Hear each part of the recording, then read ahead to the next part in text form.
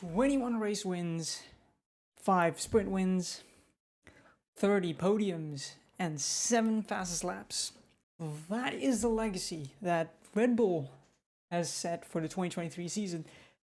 And arguably, they can't really beat that, right? That's just not going to happen. I mean, to be fair, it's not something you expect to happen. I mean, they set a lap times that were just miles clear of everybody else. So, what's there to reflect on? Well, the reflection can happen on the other teams. What have the other teams achieved in the same time that Red Bull achieved this monstrous feat?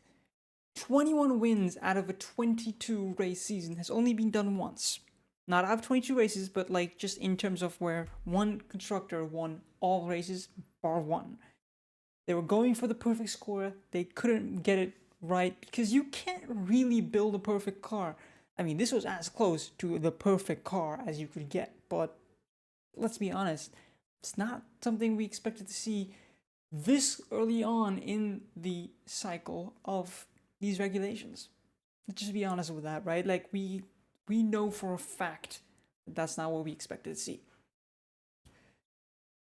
But what I feel is very important about this entire season is the fact that every team that came behind them after they won and got their podiums, every team was a little different. Each had their own philosophy that was minutely different than the other. So, what do we expect to see in the next season? Well, I don't know.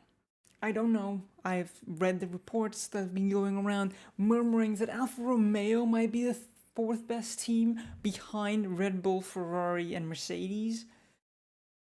I mean, they're kind of forgetting that McLaren somehow joined the fight this 2023 season. You know, how can we comfortably say that McLaren, who started absolutely nowhere, I mean, they started their first races in Bahrain just like they started the previous season in 2022, out there in no man's land, and brought it not just up, but they brought it to Red Bull more often in the second half of the season than any other team did. There was a moment where Lando was the highest point scoring driver other than Max. I mean, that has to mean something.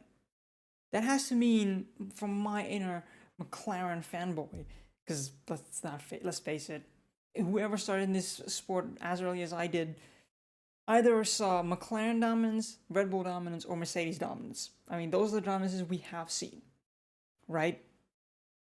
I've lived through all three eras.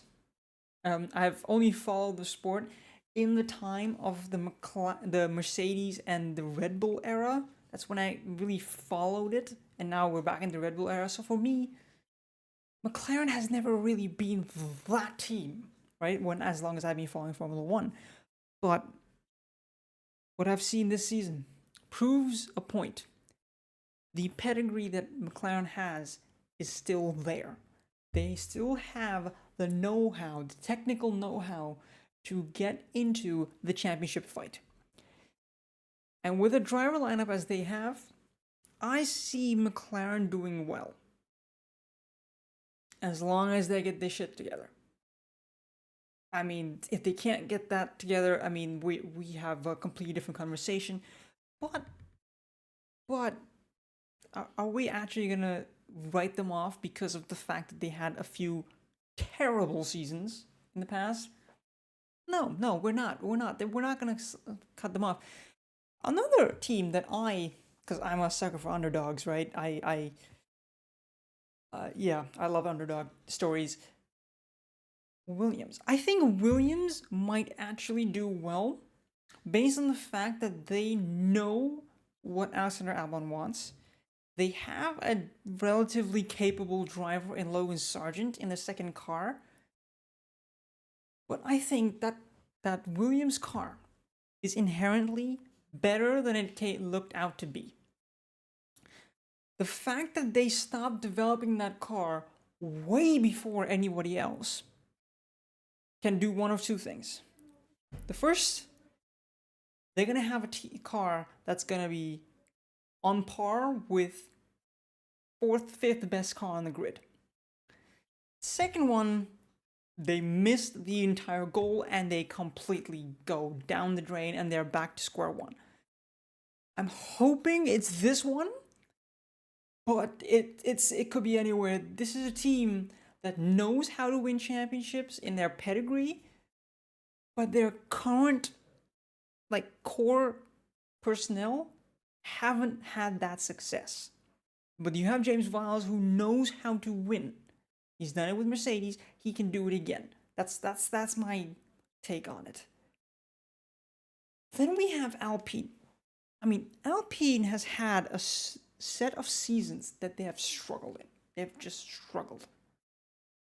And honestly, I think the only driver they can count on in this particular season upcoming, where no driver changes have happened, by the way.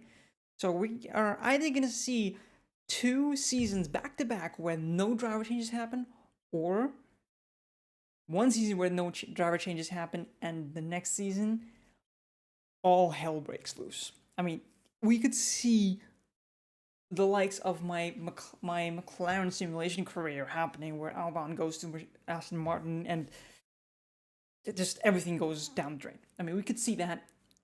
Don't see it happening. I see some people staying, but others, we have to see what happens in the coming season. But something to remember about the 2023 season is the development curves. There are a few teams that need to get their shit together. They need to get their act together and actually make it forward. Haas is one of them, and Alfa Romeo is one of them. Now, Alfa Romeo has, by the time we're recording this, like last week, they made these entire claims about car being third best on the grid. Let's be honest. When has a team actually promised something and delivered? Okay, that's a bad question, because technically, Aston Martin delivered at the beginning of this 2023 season, because they said way back when 2022 was still finishing that they have hopes that their car is gonna be, in terms of simulation, second, third best on the grid.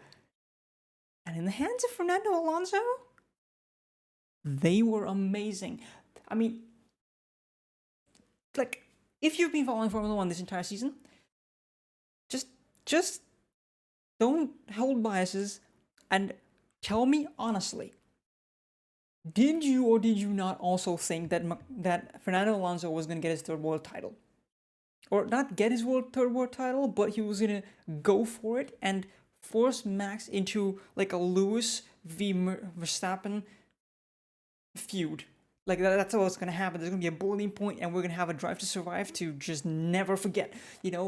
I swear to God, after that pass down turn 10 on Bahrain, that's how much I remember that. Because that's that's an overtake you don't really do. That's like a kamikaze overtake down somewhere where you're not supposed to be kind of stuff, like what you would do in a Formula 1 game.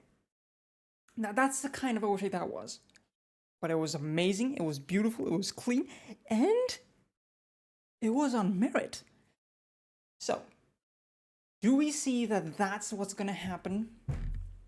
I mean, did you imagine 12 months ago that that's what we were expecting to see?